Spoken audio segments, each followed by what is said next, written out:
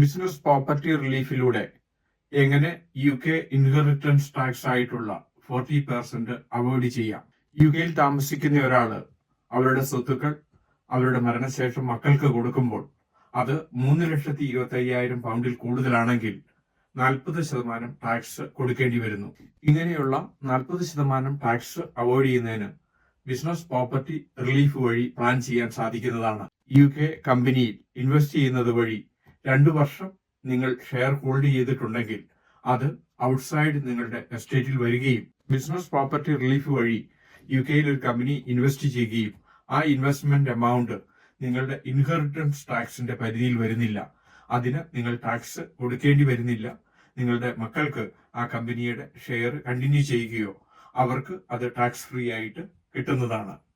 ഈ വിഷയത്തെ പറ്റിയുള്ള കൂടുതൽ വിവരങ്ങൾ ഞങ്ങളുടെ യൂട്യൂബ് ചാനലിൽ അപ്ലോഡ് ചെയ്തിട്ടുണ്ട്.